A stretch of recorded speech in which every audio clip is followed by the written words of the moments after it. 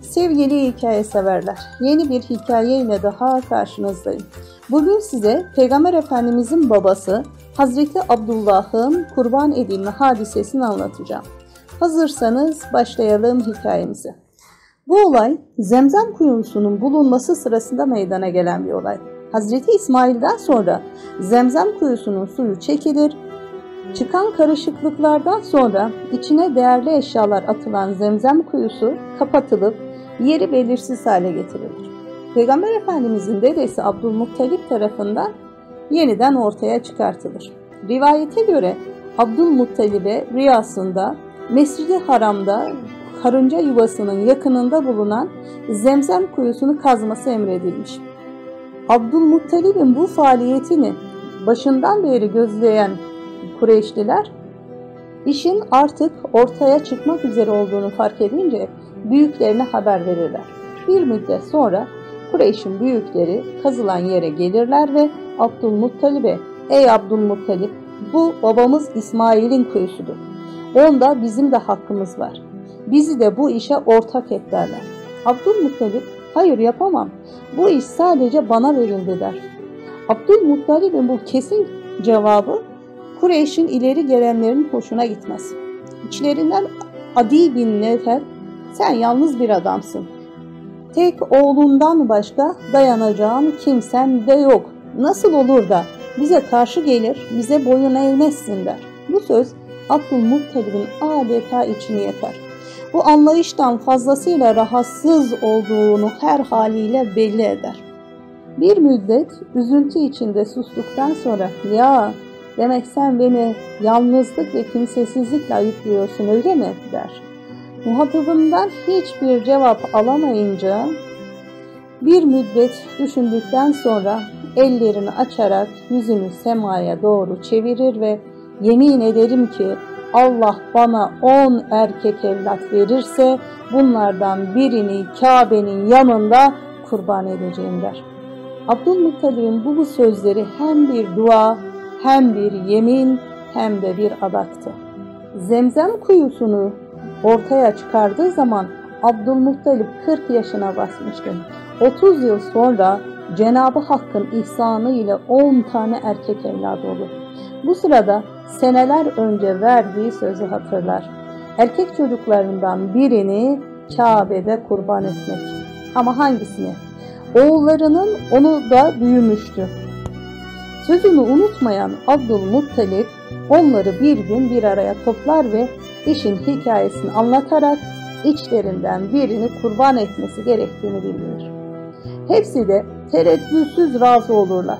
Sonra da babalarına sorarlar: "Kimin kurban edileceğini nasıl tespit edeceğiz?" Abdülmuttalip "Her biriniz birer ok alın, üzerine kendi isminizi yazın ve okları bana verin" der. İtaatkar çocuklar babalarının emrini derhal yerine getirirler. Her biri bir okun üzerine kendi ismini yazdıktan sonra babasına uzatırlar. Okları toplayan Abdülmuttalip doğruca Kabe'ye varır. Hübel putunun yanında ok çekilecek, kimin oku çıkarsa o kurban edilecektir. Kabe'nin yanına varan Abdülmuttalip'in etrafını şehir halkı sarar. Elindeki 10 oku Allah'a verdiği sözden caymış sayılmaması için tereddütsüz ok çekme memuruna uzatır.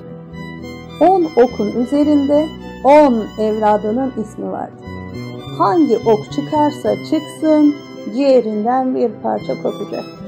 Memur oklardan birini çeker, çıkan isim Abdullah'tır. Abdülmuttalib'in göz pınarları bir anda yaşlarla dolar.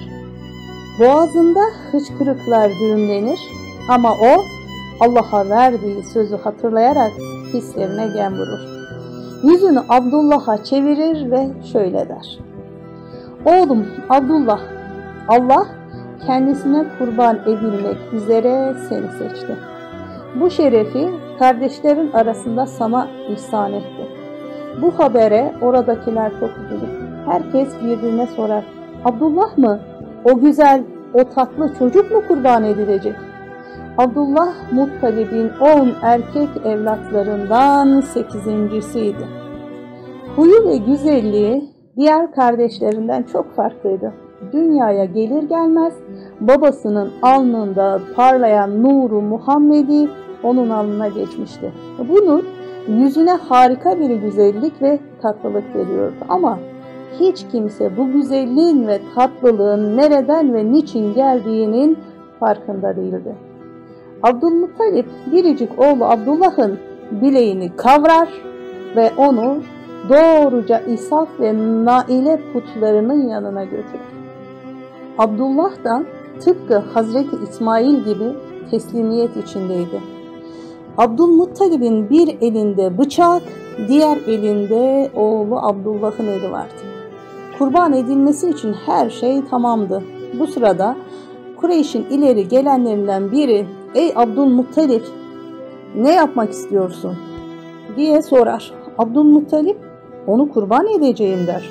Oradakiler, "Ey Abdülmuttalip, bu nasıl olur? Sen ki Mekke'nin büyüğüsün, böyle yaparsan sonra herkes senin yaptığını yapmaz mı? Herkes oğlunu kurban ederse bizim de soyumuz kesilmez mi?" derler. Bütün kalabalık Abdülmuttalib'in aleyhindedir. Ama Allah'a söz vermişti o ve bu sözü mutlaka yerine getirmeliydi. Çünkü Allah onun istediğini vermişti. 10 erkek çocuk ihsan etmişti. Kurban etmemek ona karşı nankörlük olurdu. Bu sırada Abdullah'ın dayısı Abdullah bin Mughire ortaya atılır. "Ey Abdülmuttalip, vallahi geçerli bir mazeret olmadıkça sen onu kurban edemezsin. Onu kurtarmak için gerekirse bütün malımızı vermeye hazırız," der. Fakat Kureyş'in yalvarmaları bir işe yaramaz. Bu sefer şöyle bir teklifte bulunurlar. "Ey Abdülmuttalip, Abdullah'ı al, Şam'a git. Orada bir kadın var. Kahin ve bilgin bir kadın. Doğudan, batıdan, zorlukta kalan herkes ülkeler aşıp ona gider. Herkesin derdine bir çare bulur. Elbette senin için de bir çare bulur. Abdullah kurban edilecek derse gel onu boğazla. Yok, eğer seni de Abdullah'ı da bizi de üzüntüden kurtaracak bir çare bulursa ona göre hareket edersin." Bu fikir Abdülmuttalib'in de aklına yatar. Hemen Abdullah'ı yanına alarak Şam'a doğru yola çıkar. Medine'ye geldiklerinde kahin kadının Hayber'de olduğunu öğrenirler. Oradan Hayber'e gelirler. Arrafe adındaki kahineyi bulurlar. Abdülmuttalip durumu olduğu gibi anlatır. Kadın, "Sizde bir insanın diyeti nedir?" diye sorar. Abdülmuttalip 10 deve der. Bunun üzerine kahin kadın, "Gidin 10 deve hazırlayın. Çocukla 10 deveyi alıp ok çekeceğiniz yere götürün. Bir tarafta çocuğunuz, diğer tarafta ise 10 deve olmak üzere ikisi arasında ok çekin. Eğer ok develere çıkarsa develeri kurban edip çocuğu kurtarın. Yok, eğer ok çocuğa çıkarsa her defasında develerin sayısına bir diyet miktarı daha ekleyin ve Rabbiniz sizden razı oluncaya kadar ok çekmeye devam edin. Ne zaman ok develere çıkarsa onları boğazlayıp kurban edin. Bu şekilde hem Rabbinizi razı etmiş hem de çocuğunuzu kurban olmaktan kurtarmış olursunuz," der. Ortaya konan çareyi uygun bulan Abdülmuttalip vakit kaybetmeden Mekke'ye döner. Abdülmuttalib'in ailesi ve Mekke halkı da bu habere çok sevinirler. Abdülmuttalip oğlu Abdullah ve 10 deveyi alarak Kabe'ye gider. Kahin kadının tavsiyesi üzerine Abdullah ile 10 deve arasında kura çekilecektir. Abdülmuttalip memura çek der. Çekilen ok Abdullah'a çıkar. Develerin sayısını 20'ye çıkarırlar. Memur tekrar oku çeker, ok yine Abdullah'a gösterir. Develer 30'a çıkarılır. Kura aynı şekilde 10 kez tekrar edilir ve her Abdullah çıktığında develerin sayısı 10 artırılır. Sayı 100 deveye ulaşınca kurada deve gelir. Abdülmuttalip, "Vallahi üst üste 3 defa daha ok çekeceğim ta ki kalbin mutmain olsun," der. Çekiliş 3 defa daha tekrarlanır. 3 seferinde de ok develere çıkmıştır. Böylece Abdullah kurban edilmekten kurtulur. Abdülmuttalip 100 devenin Safa ile Merve arasına götürülüp yan yana kurban edilmesini emreder. Emri derhal yerine getirilir. Kurban edilen develerin etlerinden Mekke halkı bol bol istifade eder. Alamadıklarını da kurtlar, kuşlar, köpekler, vahşi ve ehli bütün hayvanlara paylaştırırlar. O günden itibaren bir insan diyeti Kureyşliler ve Araplar arasında 100 deve olarak kabul edilir. Evet sevgili gönül dostları, bugün kurbandan bahsedeceğim. Kurban ne demek? İnsanlar neden kurban kesmelidir? Bu soruların cevaplarını bulmaya çalışacağız. Sözlükte yaklaşmak, Allah'a yakınlık sağlamaya vesile olan şey manasına gelen kurban, dini bir terim olarak da ibadet maksadıyla belirli bir vakitte, belirli şartları taşıyan hayvanı usulünce boğazlamak ya da bu şekilde boğazlanan hayvan demektir. Hicretin 2. yılında meşru kılınmıştır. Hazreti Adem'in oğullarıyla başlayan kurban kesme işi, insanlık tarihi boyunca her dönemde insanların tanrılara yaklaşmak, onların hoşnutluğunu kazanmak için yaptıkları bir ibadet olarak karşımıza çıkmıştır. Ancak Yahudilik ve Hristiyanlıkta kurban düşüncesi bir hayli değişikliğe uğramış. Hristiyanlıkta İsa'nın çarmıha gerilmesi ve bunun insanoğlunun asli günahına karşı babanın oğlu İsa'yı feda etmesi olduğu inanışıyla kurban düşüncesi özel bir mana kazanmıştır. Kurban, Allah'ın rızasını kazanma yolunda bir kahramanlık, fedakarlık ve teslimiyetin ifadesidir. Bu teslimiyet, Hazreti İbrahim ve İsmail ile zirveleşerek sembolleşmiştir. Kurban ibadeti yerine getirilirken Allah'ın adının zikredilmesi, yeryüzündeki bütün hayvanların Allah'ın mülkü olup onun rahmet eseri olarak insanların istifadesine verilmiş olduğunun farkına varılarak bu ibadetin yapıldığını gösterir. Kurban, Allah'a yaklaşmak maksadıyla ve yalnız onun rızasını kazanmak için kesilir. Allah'tan başkası adına hayvan kesmek haramdır. Hazreti Peygamber sallallahu aleyhi ve sellem bir hadisinde Allah'tan başkası namına hayvan kesene Allah lanet etsin buyurmaktadır. Allah-u Teala Kur'an-ı Kerim'de Kevser suresinde Rabbin için namaz kıl ve kurban kes buyurmaktadır. Peki kimler kurban kesmelidir?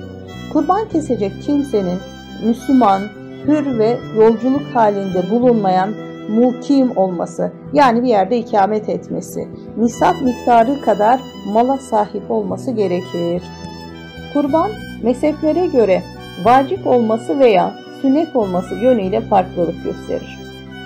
Peygamber Efendimiz sallallahu aleyhi ve sellemin imkanı olup da kurban kesmeyen namazgahımıza yaklaşmasın hadisi bile imkanı olanların kurban kesmesi için yeterlidir. Peki, kurban kesmek insana ve topluma neler kazandırır? Biraz da bunun üzerinde konuşalım.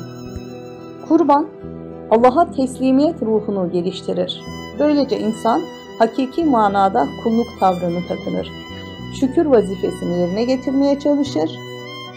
Kurban, onun Allah'a yaklaşmasına bir vesile olur.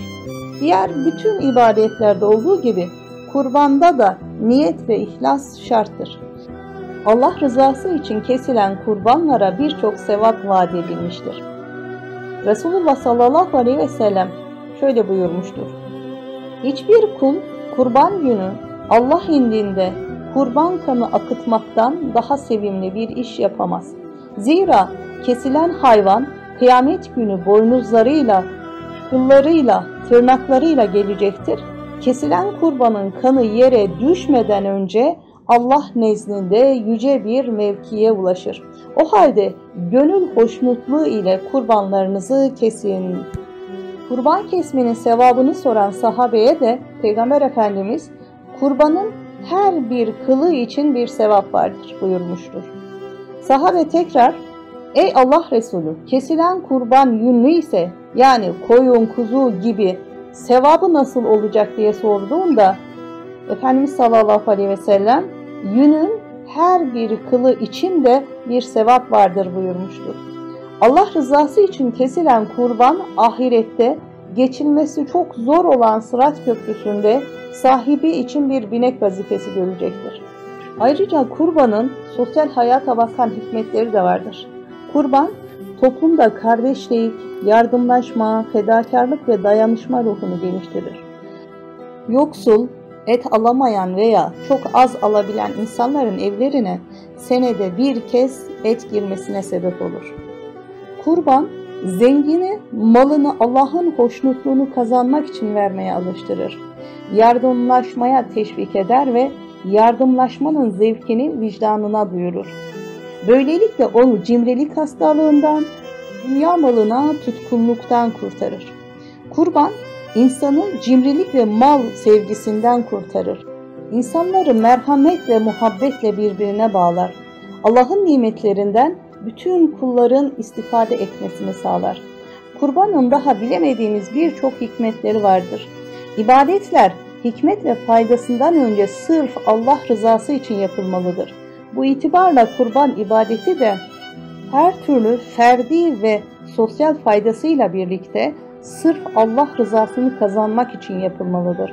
Kur'an-ı Kerim'de şunu unutmayın ki ne onların, kurbanlıkların etleri ne de kanları asla Allah'a ulaşacak değildir. Lakin ona ulaşacak tek şey kalplerinizde beslediğiniz takvadır, Allah saygısıdır buyurulmaktadır. Videomu beğendiyseniz like butonuna basmayı, beni desteklemek için abone olmayı, yeni videolardan haberdar olmak için bildirim butonunu açmayı unutmayalım. Hoşça kalın, dostça kalın, gerçek dostla kalın.